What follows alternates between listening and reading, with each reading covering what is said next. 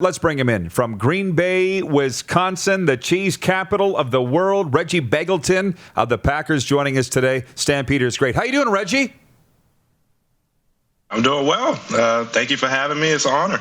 You bet. An honor for us, too, man. I want to say congratulations on the new futures deal with the Green Bay Packers and what was a pretty successful 2020 for the football club and yourself. And for those that don't know, Reggie went off 1,444 yards with the Calgary Stampeders in 2019. Is that the thing, Reggie, that was the springboard to the NFL for you looking back? Yes, it was. It allowed me to get my name in the door. After that, it was the workouts that I was presented, and luckily, thankfully, that the Packers saw something in me and gave me a chance. We got a comment here from Jack Fulton. You know Jack. Reggie Begelton is the most focused, dedicated, determined player I've known in the last 12 years. This young man has the physical ability to be a starter in Green Bay and has the character to keep him there. And if you have the Jack Fulton stamp of approval, you got mine, Reggie. You just talk about your association with Jack and the Stampeders and how that prepared you for the role that you're in right now. Jack is one of those guys that he kind of sat behind the lines and observed. But if you ever needed to go have someone to go talk to, he was always there. Jack is a wonderful guy. He is going to forever be my friend. Mr. Jack, he's one of those guys that believed in me, and he's one of the main reasons that I propelled the way I did as well. Yeah, I appreciate Jack's support of us. So how did the Calgary Stampeders in your 3 seasons there, 3 tremendous seasons, by the way, prepare you for the National Football League? One thing Calgary helped me with was practicing and a lot of discipline. Coming in there my rookie year, I didn't believe that I was going to get the opportunity to start because, you have the veterans in front of you. And I looked at it as paying my dues. I took advantage of that. I observed. I took pointers. I developed a camaraderie with them, and they weren't afraid to actually show me the ropes. And that's one of the things I loved about Calgary. KJ is one of the biggest guys that also helped me get to where I am today. He wasn't one of those selfish vets that wouldn't let you know the secrets of the game. He actually presented it to me. And he's one of those guys that cared about winning just in case something happened, because this is the sport of football and injuries do happen. And, I was blessed with that. Unfortunately for him, I was blessed after he got hurt with the opportunity to go, but he was one of the main reasons why I was prepared as well. Reggie, John Lynch here. Who is your quarterback coach now that you report to for the most part? Quarterbacks coach? Receivers coach. Yeah, receivers coach. The receivers coach is Vrabel. His name is Jason Vrabel. He's a really good guy. He knows the system, and if I ever needed questions, he knows exactly what to do. He's one of the main reasons why I was prepared here in Green Bay, because he knew the playbook in and out, and I shadowed it, and I was one of those guys that were hungry and wanted to know everything, and he offered it. Reggie, when you talked about the time learning the ropes with the Stamps on the practice roster, is that the exact same situation you find yourself in now in Green Bay? Does it mirror the Calgary situation that way? It's eerie similar. It's been similar the same way when I was in college as well, because I was a walk-on for 2 years, and I had to, kind of shadow behind guys then. So it's nothing new to me, and the biggest thing that I can honestly say that will get you over that hump is if you stay disciplined, you stay patient, and you have faith that everything is going to work out. And honestly, you just come, you put your boots on and you go to work every day. And that's just one of those things you have to do. You can't worry about what's going to happen later on. You can only control the controllables, and that's the main thing that I've learned to do over the years. We have some questions from some viewers, if you don't mind, Reggie. One is from Rhett Hastings. He says, Reggie, what are some main keys to success for a young football player entering the next level of university/junior football? I think he just gave some of them, but even more so. You just talked about attitude, but is there some physical things they can do too? The physical is only the second part of this. all football players, if you get to a certain level, that means you could play. The biggest thing is the mindset, it's the mental aspect of part of this game, because you could get derailed by so many things. And if you could control your thoughts and the way you go about things and try to turn every negative situation into a positive situation, then you could go pretty far. You won't let things bother you so much. You won't start looking in the past. You won't start looking in the future too much. You'll look in the present, and you'll control what you can control. So one of my biggest things I would say is find your idol. Don't be afraid to ask for help. Find somebody who has made it, and you believe is similar. Your game is similar to. Shadow that guy. If you're able to ask questions, ask those questions. Ask those hard questions. We actually like that as an elite player.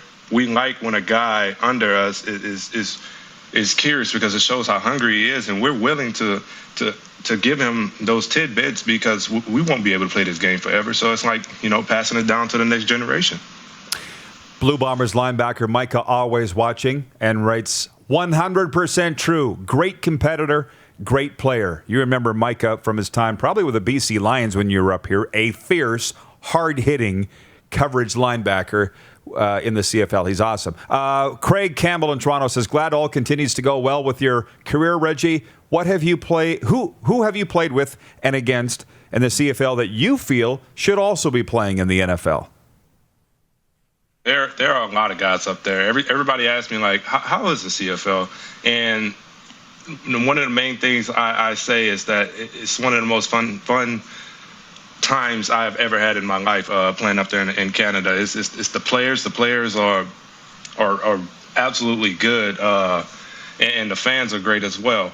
Coming from Texas, Texas football is pretty much a religion down there, and naturally we have that arrogant swag when we come to football. So when I didn't even know about the CFL growing up, I'm not even going to lie to you, coming out of college, I was like, I don't really want to go up there and deal with the cold and put my body at risk for pennies. Well, this is my thinking at the time. This is my negative thinking at the time. But going up there was one of the best things that could have ever happened to me, and it changed me mentally. It allowed me to mature so much, being up there across the border. And specifically players, I really can't at this moment, point out who exactly, but I know for a fact there are a lot of ballers up there that can ball down here. How about Bo Levi Mitchell? Bo has the mental capacity. He has the talent. He could play down here if he gets a shot. There you go. From Ricky Kazama. Reggie, what does your game face paint have a specific meaning? I usually do the two crosses from all the way to my eye, all the way down. It's almost like a crying cross. Honestly, it's protection for me. I'm not afraid to express my faith, and it really doesn't have a alternative meaning to besides I'm going out there for protection, and that's my protection. Awesome. Well, it has worked so far. You're not changing now. All right, Lynch, you've had your hand in the air for a while. What else do you have here for Reggie Begelton? What about the Stampeders today now after that, or the Packers today after that disappointing loss at home last weekend? Everybody on a high still, or did it bring everybody to the floor, or just what's the attitude? Well, I mean, immediately after that game, you could tell that the aura around the room that wasn't supposed to happen. And, this is the sport, and somebody has to lose. You can go out there and say it's a 50-50 chance, but we know for a fact as a team that we was not supposed to lose that game. I mean, if you sit back and you didn't even watch the game and you seen the stats, you would think we had blown them out. But our mindset was, getting to the Super Bowl and, getting Aaron another ring and those guys that's in that locker room. We had a very, very, very special team last year. I mean, this past season. And honestly, those guys, we would never be able to get those same guys in the room together again. And that's the part that hurts the worst, is that how special that team was, and we will never get that back. From a viewer, Chaz Barnes says, keep working and inspiring many others, Reggie.